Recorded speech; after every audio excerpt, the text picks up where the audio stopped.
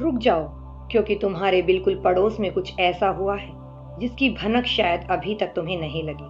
वहां अचानक ऐसा हंगामा मचा हुआ है कि घर के लोग बुरी तरह घबराए हुए हैं। लेकिन सबसे डराने वाली बात यह है कि उस घर में बार बार सिर्फ तुम्हारा ही नाम लिया जा रहा है। आखिर ऐसा क्या हुआ है कि तुम्हारा नाम उसके लिए इतनी बड़ी चिंता बन गया है?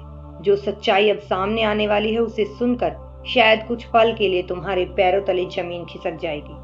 हाँ, तुम्हारे पैरों तले जमीन खिसक जाएगी। नमस्कार दोस्तों, आज की वीडियो में आप सभी का स्वागत है। आज मैं आपको जो बताने वाली हूँ ना, वो बात मुझे आज सुबह से ही बार बार महसूस हो रही थी कि किसी भी तरह से बात मेरी ऑडियंस तक पहुंचनी है। इसलिए मैंने कैमरा उठाया और वीडियो बनाना शुरू कर दिया।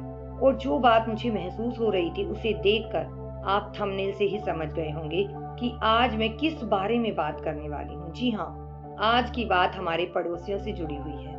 आपके पड़ोसी आपका नाम लेकर आखिर क्यों डर रहे हैं? ऐसा क्या हुआ है कि आपके नाम की चर्चा उनके घर में हो रही है?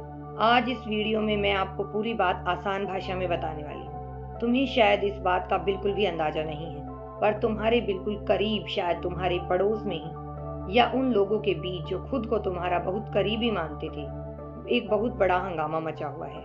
बाहर से देखने पर शायद सब ठीक ठाक लगे, पर उन बंद दरवाजों के पीछे एक अजीब सी घबराहट है, एक डर है और बहुत सारी फुसफुसाहटें हैं। और पता है सबसे ज्यादा हैरानी की बात क्या है? वहां उन डरी हुई आवाजों के बीच बार बार तुम्हारा ही नाम लिया जा रहा है। हाँ, तुम्हारा नाम। तुम सोच रही होंगे कि तुम्हारा उनसे क्या वास्ता। तुम तो अपनी दुनिया में कितनी शांत बैठे हो। तुमने तो बहुत समय से उनसे कोई बात भी नहीं की, ना ही उनका कोई बुरा चाहा है। तुम तो बस अपने हाल में ही जी रही हो, अपनी परेशानियों से लड़ रही हो। तो फिर वो तुम्हारे बारे में क्यों बात कर रही है? यही तो सबसे बड़ा सच है जो महादेव ने आज तुम्हें महसूस कराया। कभी कभी ना हमें लगता है कि हमें अपने बचाव के लिए लड़ना पड़ेगा, चिल्लाना पड़ेगा या दुनिया को अपनी सच्चाई साबित करनी पड़ेगी। पर शिव का नियम कुछ और ही है। तुमने कुछ नहीं किया, तुम्हारी इसी बात ने उन्हें सबसे ज्यादा डरा दिया। तुम्हारी खामोशी ने, तुम्हारे उस असीम ठहराव ने उनका सारा घमंड, उनकी सारी चालाकियां तोड़ कर रखा। जब कोई तुम्हें गिराने की, तुम्हें नीचा दिखाने की पूरी साजिश रचता है तो उम्मीद करता है कि तुम रोओगे, तुम गिड़गिड़ाओगे या गुस्से में आकर कोई गलती करोगे। लेकिन तुमने ऐसा नहीं किया। पर तुमने क्या किया? तुमने बस मुस्कुरा दिए। तुम चुपचाप महादेव का नाम लेकर अपने रास्ते पर चलते रहे। तुमने सारा हिसाब उस ऊपर वाले पर छोड़ दिया। मुझे आज यहाँ एक बहुत ही सच्ची घटना याद आ रही है। एक बार एक बहुत ही शांत और सीधे इंसान को उसके अपने ही लोगों ने, उसके पड़ोसियों ने बिना बात के बहुत भला बुरा कहा, उस पर झूठे आरोप लगाए, उसका नाम खराब करने की कोशिश की। वो इंसान चुपचाप सब सुनता रहा। उसने पलट कर एक भी जवाब नहीं दिया। जब वो वहां से जाने लगा तो किसी ने उसे रोक कर पूछा, तुमने उन्हें जवाब क्यों नहीं दिया? क्या तुम सच में कमजोर हो? उस इंसान ने बहुत शांत भाव से मुस्कुरा कर कहा, अगर कोई तुम्हें नफरत और गुस्से से भरा हुआ जलता कोयला दे और तुम उसे लेने से मना कर दो, तो वो कोयला किसके हाथ में रहेगा? उसी के हाथ में ना, जो उसे देने आया था। और आखिर में वो कोयला किसका हाथ जलाएगा? उसी का।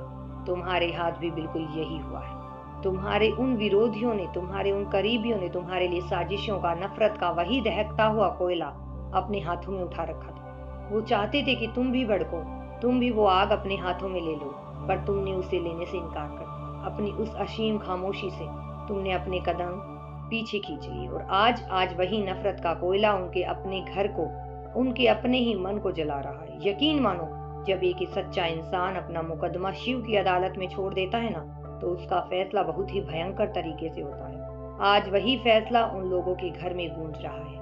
वो जो हाहाकार मचा है वो किसी और चीज का नहीं, बल्कि उनके अपने ही कर्मों के पलट कर आने का शोर है। उन्होंने तुम्हारे रास्ते में जो कांटे बिछाए थे ना, आज वो कांटे उनके अपने ही आंगन में विष बनकर उगल आए हैं। वो समझ नहीं पा रहे हैं कि जिस इंसान को उन्होंने इतना कमजोर समझा था, वो इतना मजबूत कैसे निकल गया। वो टूट क्यों नहीं रहा? मुझे पता है तुमने अकेले में बहुत दर्द सहा है। कई बार रात के अंधेरे में तुम्हारे आंसू बहे हैं। कभी कभी दिल इतना भारी हो जाता है कि लगता था कि अब एक कदम और आगे नहीं बढ़ाया जाएगा। तुमने आसमान की तरफ देखा, नम आंखों से कई बार पूछा है ना, महादेव मेरे साथ ही ऐसा क्यों? मैंने तो किसी का नहीं बुरा किया, फिर ये लोग मेरे पीछे क्यों पड़े हैं? तुम्हारे उन आंसुओं की एक एक बूंद महादेव ने देखी। जब दुनिया तुम्हें गलत समझ रही थी, जब तुम्हारे अपने ही लोग तुमसे नजरें चुरा रहे थे, तब शिव तुम्हारे पास ही खड़े थे। वो बस तुम्हें भीतर से मजबूत बना रहे थे। वो तुम्हें तपा रहे थे ताकि तुम सोने की तरह निखर सको। और आज समय का पहिया पूरी तरह से घूम चुका है। मुझे शिव की कृपा से जो संकेत मिल रहे हैं वो इतने साफ हैं कि मैं तुम्हें बता नहीं सकती। उन लोगों के घर में जिन्होंने तुम्हारे खिलाफ साजिशें की थी, अब एक अजीब सा डर बैठ गया है। वो अब एक दूसरे पर ही शक करने लगे हैं। वो लोग कल तक तुम्हारा बुरा चाहने के लिए एक साथ खड़े थे, आज वो अपनी ही गलतियों का दोष एक दूसरे पर डाल रहे हैं। उनकी वो टोली अब अंदर ही अंदर बिखर रही है। जब इंसान के मन में पाप होता है ना, तो उसे किसी बाहरी दुश्मन की जरूरत नहीं पड़ती। उसका अपना मन, उसका अपना अपराध बोध ही उसे भीतर से खोखला कर देता है। वो लोग डरे हुए हैं क्योंकि उन्हें अब समझ आने लगा है कि उन्होंने किसी साधारण इंसान से नहीं, बल्कि शिव के एक बहुत ही प्यारे बच्चे से दुश्मनी मोल ली। तुम्हारी वो असीम शांति अब उनके लिए एक अनजाना खौफ बन गई है। तुम्हें पता है, आज रात उस घर में किसी को भी ठीक से नींद नहीं आएगी। जब मन भारी हो और दिल में किसी के लिए किया गया छल हो, तो नींद बहुत दूर चली जाती है। वो बस करवटें बदलेंगे, उलझनों में रहेंगे, पर तुम आज रात बहुत ही सुकून की नींद बेफिक्र होकर सोओगे, एकदम बेफिक्र होकर, क्योंकि तुम्हारा दिल एक साफ शीशे की तरह है। तुम्हारे हाथ स्वच्छ हैं, तुमने किसी का हक नहीं मारा, तुमने किसी को धोखा नहीं दिया।